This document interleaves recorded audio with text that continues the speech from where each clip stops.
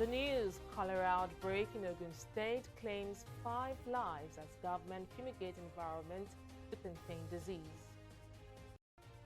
South African police officer convicted for murder of Nigerian national. France denies Israel claims for deadly Mali crack.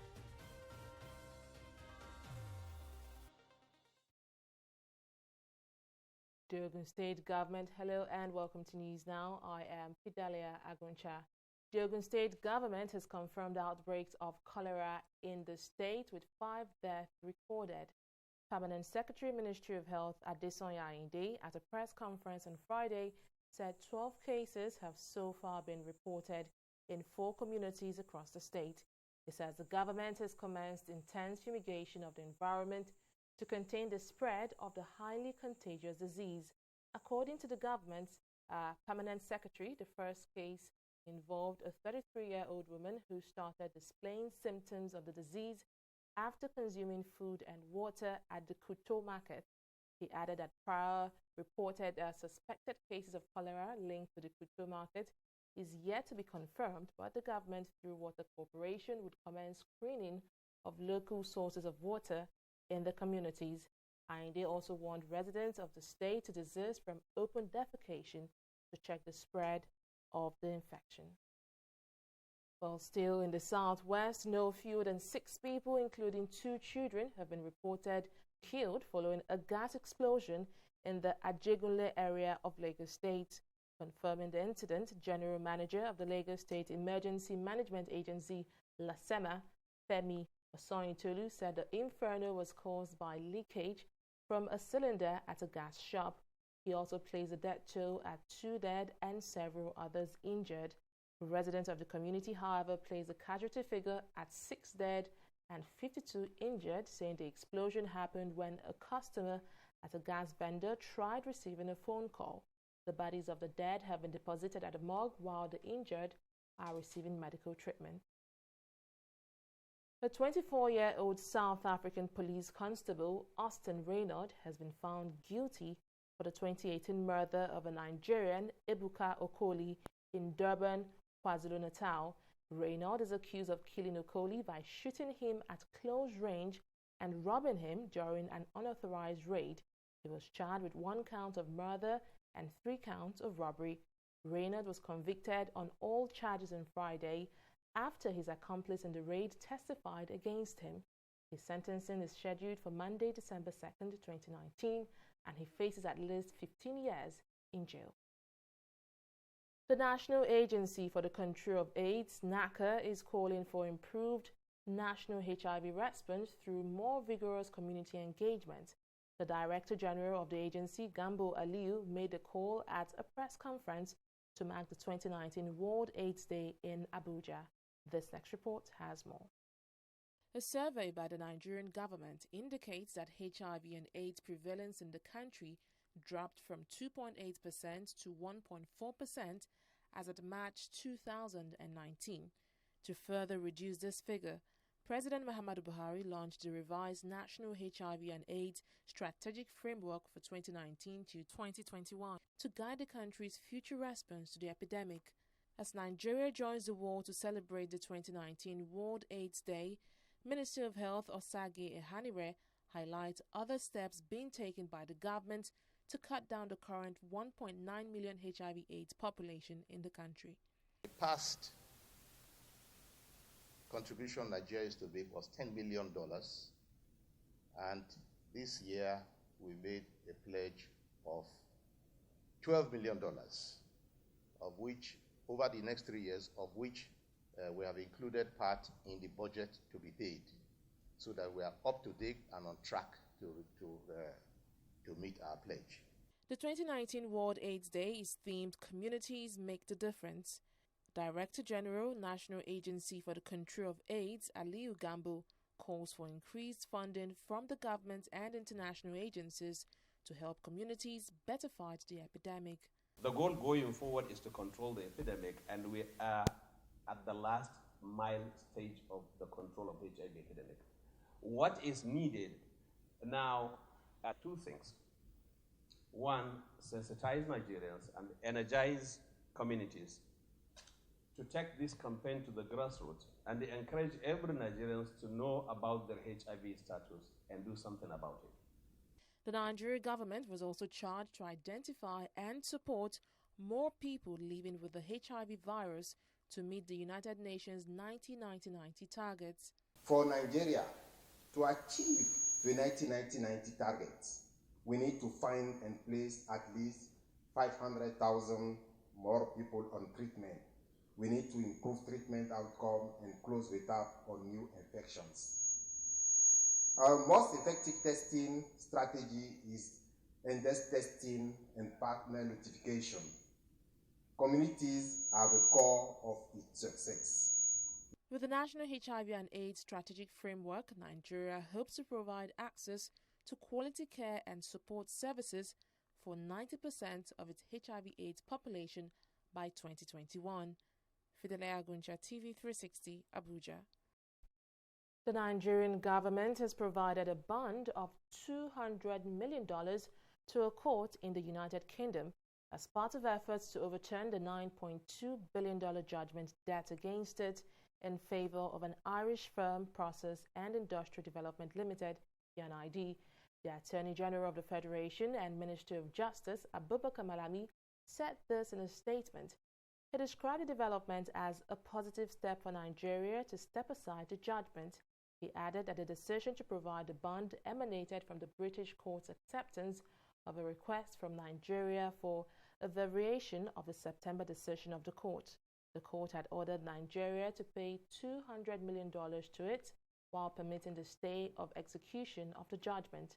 The statement also said the Nigerian government does not plan to forfeit the guaranteed sum to the High Court in UK. And while the Court of Appeal in Jos has dismissed a suit filed by the All Progressives Congress and its governorship candidate in Bauchi State, Mohammed Abubakar, challenging the victory of Governor Bala Mohammed of the People's Democratic Party. Delivering judgment on the matter on Friday, a five-man panel of the court dismissed the application on grounds that it lacked merit. In a similar development, the same court affirmed the victory of Simon Lalong of Plateau State. The court dismissed the appeal filed by the People's Democratic Party and its governorship candidate Jeremiah Useni, challenging Lalong's victory. It held that the appellants were unable to prove their claim. Lalong was elected on the platform of the All Progressives Congress, APC. And while the APC has distanced itself from a suit seeking amendment of the Constitution to allow President Muhammadu Buhari get another term in office, Charles Enya, a member of the party in Ebonyi, had filed a suit before a federal high court in Abakaliki, the state capital. Enya, who served as organizing secretary to Buhari during the 2019 general election, described the two-term tenure limit for presidents and governors as discriminatory. But in a statement on Thursday, Lanre Sowonilu, spokesperson of the ruling party, said the APC does not have space for anti-democratic forces like Enya. He said efforts were being made to verify the membership status of Enya, adding that if he is a member of the party, steps would be taken to expel him. Sowonilu added that there is a possibility that Enya is being sponsored by the desperate and misguided opposition, vowing that all legal means would be used to thwart their plans to cause chaos in the country.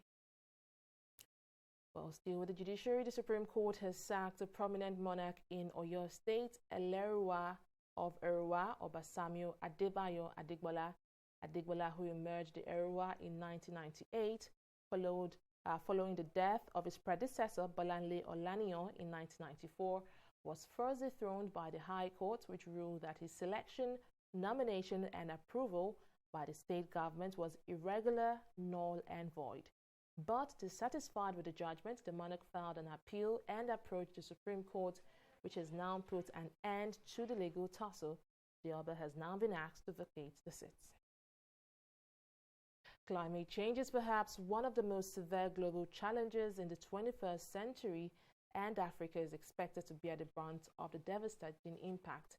With rising global temperatures and sea levels, there are projections that low-lying coastal cities like Lagos may be submerged by 2050. For this reason, the Lagos State government is coming up with a health environment strategy to combat the looming danger.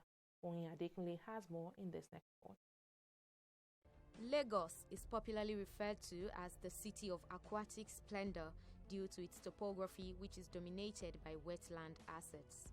Unfortunately, with rising global temperatures and sea levels, Lagos coastline is now being threatened by serious flooding and could be submerged by 2050 if the sea level continues its rise. The city is also battling with different forms of environmental pollution, which seems to be compounding the dire situation. Researchers, policymakers, and other relevant experts are gathered here to map out a clear strategy for climate change adaptation and mitigation in the health sector, whose role has regularly been omitted in climate action. Lagos State Commissioner for Health lamented the lax attitude of government, which he says has led to serious impact on both human health and the environment. You know about the air quality study.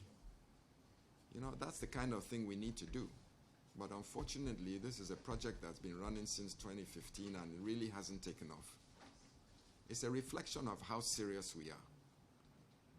You know, here is an international agency coming to say, we want to document scientifically what air pollution is doing in Lagos, and it's 2019.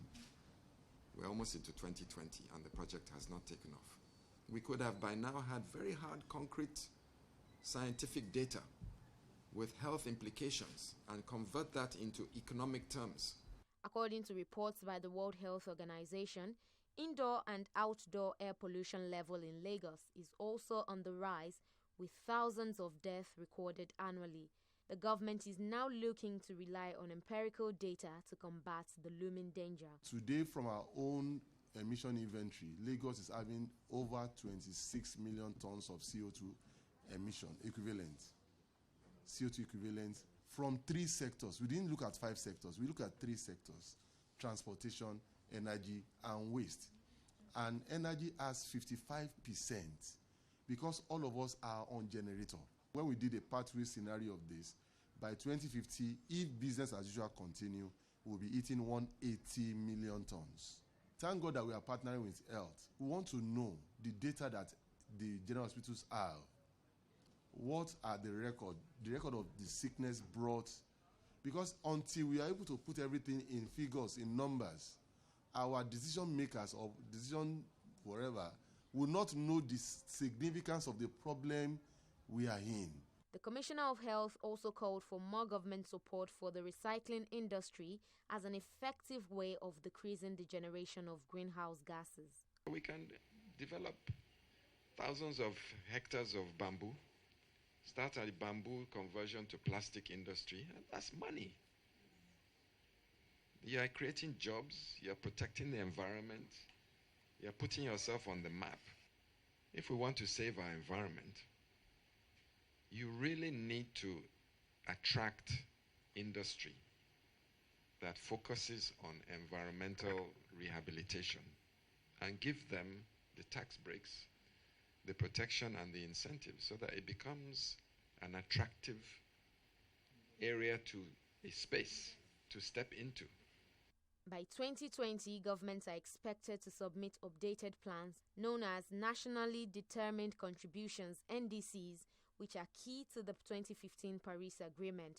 Experts say climate finance strategy will ensure that funds are released for the implementation of plans deliberated upon. In our climate finance strategy, we would have identified our priorities, we would have identified our actions, we would have looked at sustainability issues, and then we put it in a document, put it anywhere you go in the world. We are shopping for finance. As an offshoot of this meeting, the Lagos State Ministry of Health and Environment have resolved to create a joint strategy for the assessment of air quality in line with the New World Order of Green Ecosystem.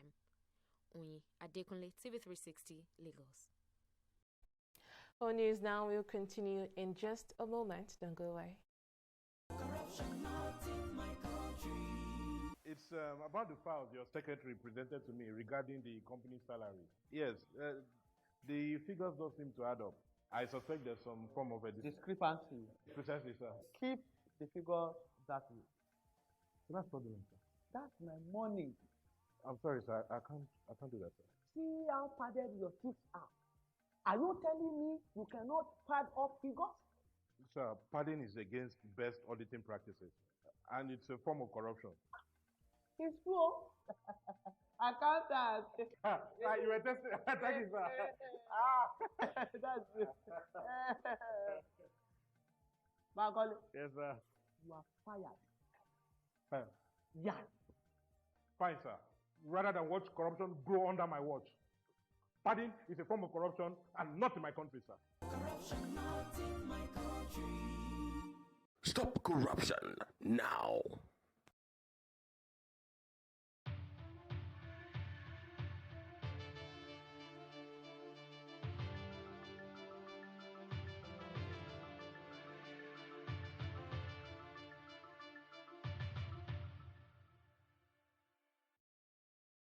Welcome back. Let's now talk business. The Nigerian Senate has mandated its Committee on Legislative Compliance to investigate the delay in the takeoff of the Hydroelectric Power Producing Area Development Commission, HYPODEC. Over 612 million naira had been allocated for the takeoff of the commission when it was passed into law 9 years ago. The decision was taken after consideration of a motion to that effect. The Red Chamber also urged the federal government to, as a matter of urgency, constitute a commission and make funds available to it in the 2020 budget. The committee is expected to report back to the Senate within 4 weeks. The Senate records that the sum of 354,570,637 naira, 247,500,000, and 10,106,632 million were appropriated in 2011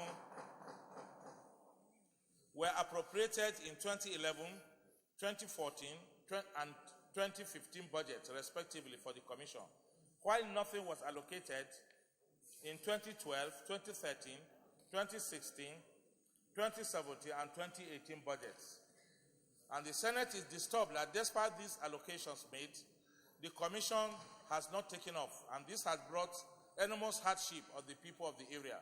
I fully support this motion that we must have to find out why that there is this attitude of ignoring something that has been passed by law in this chamber, according to what we agreed with the federal government. Little effort we make in farming, year in, year out, they live in fear. When the rains come, they know that all their efforts will be wiped away. Not only their farmlands, even their houses will be submerged. I think it's empowering our committee to carry out an assignment that is clearly its own to do.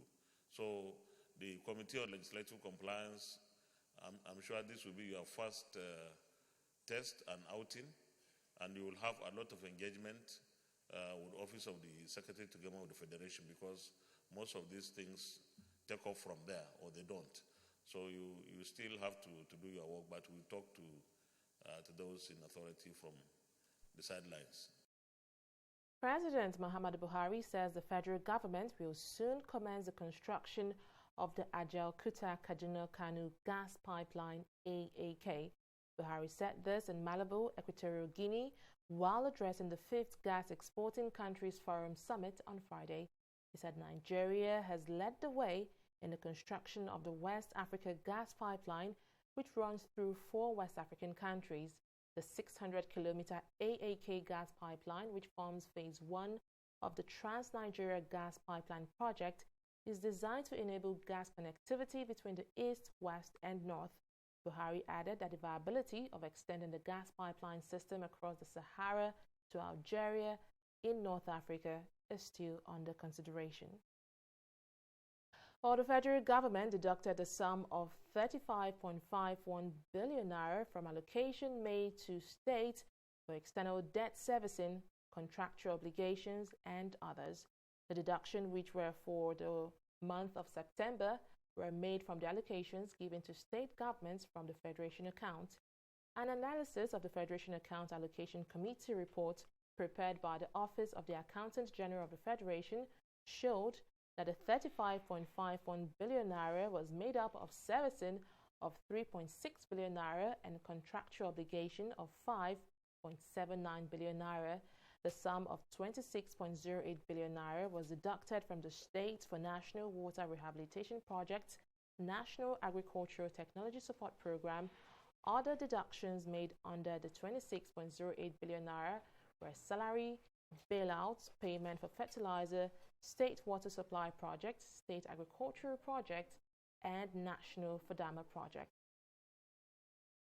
Well, still to come is a review of activities in the stock markets. After this break, don't go away.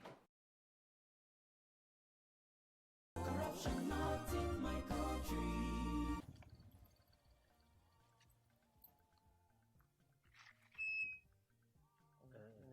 Now, yeah. Yes, Oga. Okay. Where I go come find 300 naira change? I better try look for change now. Don't do business. Hey, Timmy.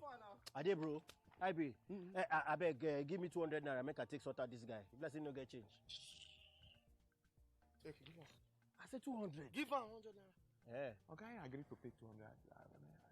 How much you think they carry people from that place we carry the chair? Okay. No, they touch me. Now 100 naira. He agreed to pay. Because that was what you said was the fair. Why you not go pay you? Why you they extort your customer? You see this corruption. What would they hear for news? They see for people everywhere. Now be this so. This is corruption, not in our country.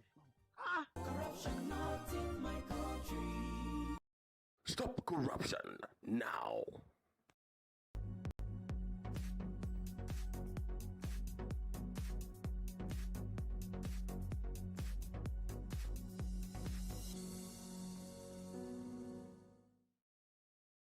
It's the third straight day of gains on the Nigerian Stock Exchange as bargain hunters continue to push up the indexes on the Nigerian stock market. We can see an increase in the all-share index of 0.66%, and that's to wrap up at 27,002.15 basis points. The market cap is also going up higher today at 13.0232 trillion naira. And the market summary here shows also an increase of the volume, value, and deals conducted on the NSE today. And that's up from yesterday, with the volume coming in at 227.181 million shares, valued at over 3 billion naira. The deals here coming at 3,246 deals transacted on the NSE today.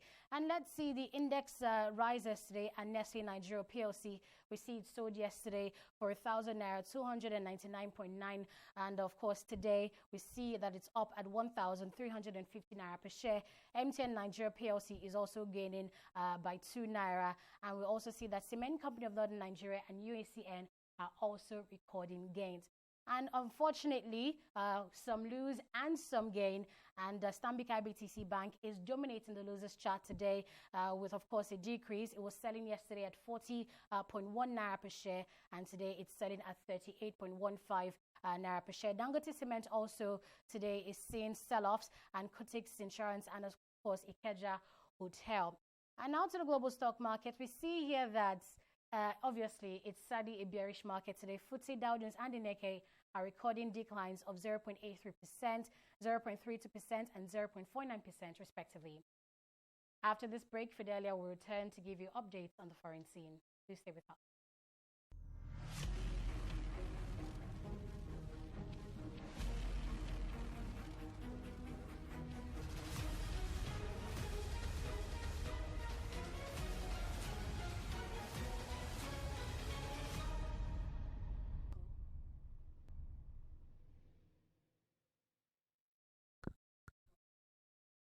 The France military chief of staff, Francois Leconte, has denied claims that an ambush by Islamic State jihadists caused a collision between two French army helicopters, which left 13 soldiers dead in Mali. The Islamic State West Africa province, ISWAP, claimed responsibility for Monday's accident, which is the heaviest single loss for the French army in nearly 4 decades. While speaking to journalists, the chief of staff said the claim is totally false, and the truth is that there was a collision during a very complex combat operation. ISWAP had earlier claimed responsibility, saying its fighters ambushed a French convoy near in Deliman village in the Menaka area and opened fire on one of the helicopters that arrived in support.